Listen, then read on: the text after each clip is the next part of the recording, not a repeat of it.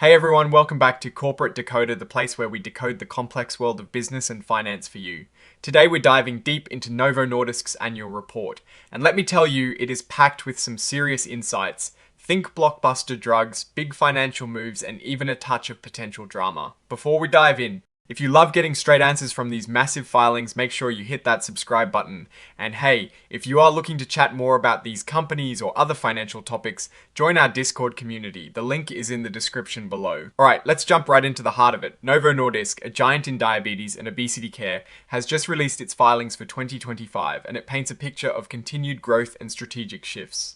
Now, if you are wondering about the sheer scale of this company, they have over 1 billion shares and more than 3 billion B shares outstanding. That is a lot of ownership right there. Next up, we have the financials where the real story unfolds. Look at these sales numbers for 2025. For Ozempic, for instance, global sales reached a staggering 127 billion Danish kroner. That is an immense amount of money. And Wegovy, their obesity drug, brought in nearly 80 billion Danish kroner. These aren't just numbers, these are blockbuster products driving the company's success. These drugs are clearly in high demand, and that is impacting their bottom line in a huge way.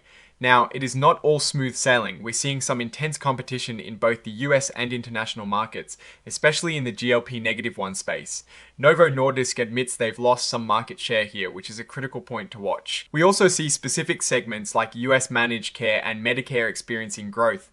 This highlights how important these US health programs are for the company's revenue streams. Looking ahead, Novo Nordisk is heavily investing in research and development.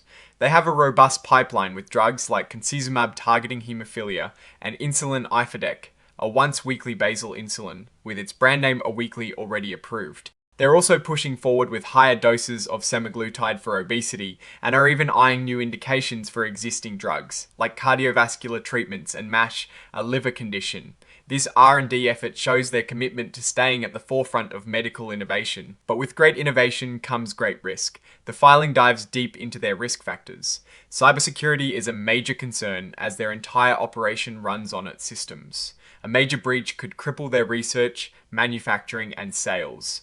They also face risks from evolving environmental regulations and the ever-present challenge of climate change affecting everything from water supply crucial for their products to their own carbon footprint goals. Even with dedicated teams, the possibility of breaches is real, impacting their confidential information and personal data. This isn't just a tech issue, it is a business-critical concern. They're actively evaluating climate transition risks, looking at everything from feedstock prices to labor costs. While they're committed to targets, achieving them depends on the availability of lower carbon technologies and materials, which often have a delayed effect. They are focused on their suppliers' transition to renewable electricity and also looking at greener materials for production.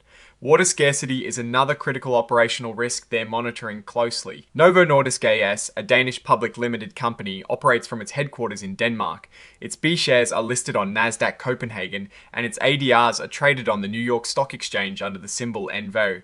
This dual listing gives them access to a global investor base. Cybersecurity is highlighted as a key area of focus. Their program is detailed and aligned with industry standards, managed by a Chief Information Security Officer. They monitor threats, detect incidents, and report to both executive management and the board. While they state no material cybersecurity threats impacted their business in 2025, the emphasis on this risk underscores its importance. Now let's talk about the auditors Deloitte. They've given Novo Nordisk a clean bill of health for their 2025 financial statements, stating they present fairly in all material respects. They also found that Novo Nordisk maintained effective internal control over financial reporting. This is a crucial sign of financial stability and transparency. However, there is a critical audit matter raised regarding our sales rebates, particularly related to the 340B drug pricing program. This involves significant judgment in estimating provisions due to complex legal interpretations, historical data, and contract prices. The auditors spent a great deal of time here, testing controls, evaluating claims, and consulting with specialists.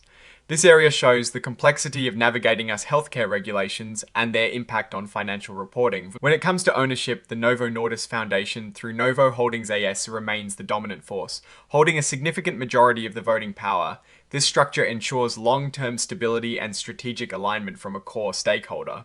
Scroll-off securities are registered pursuant to Section 12B of the Act. Indicate by checkmark whether the financial statements of the registrant included in the filing reflect the correction of an error to previously issued financial statements. Scroll interestingly, the filing indicates they've reflected the correction of an error to previously issued financial statements. This is noteworthy, and while it doesn't necessarily signal major problems, it does mean past reports included something that needed adjustment. So, what is the overall picture? Novo Nordisk is a powerhouse in its core markets, with strong product sales driving significant revenue. Their commitment to R&D signals a drive for future growth, but they are not without their challenges. Competition is heating up. Regulatory landscapes, especially in the US, are complex, and cybersecurity remains a constant vigilance. The scale of their operations and the intricate nature of their financial reporting, particularly around rebates, require careful monitoring. Looking at Novo Nordisk, they're clearly a company that understands the importance of innovation and market dominance.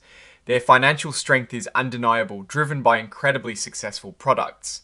However, the increased competition and the growing focus on drug pricing, particularly in the US, pose significant headwinds. Their ability to navigate these challenges while continuing their aggressive R&D for new blockbusters will be key to their future success. What is your take on Novo Nordisk's financial health and future prospects after diving into this report? Let us know your thoughts in the comments below if you found this breakdown valuable. Please give it a thumbs up and subscribe for more deep dives into corporate filings. And don't forget to join our Discord community to keep the conversation going. Thanks for watching, and we'll see you in the next episode of Corporate Decoder.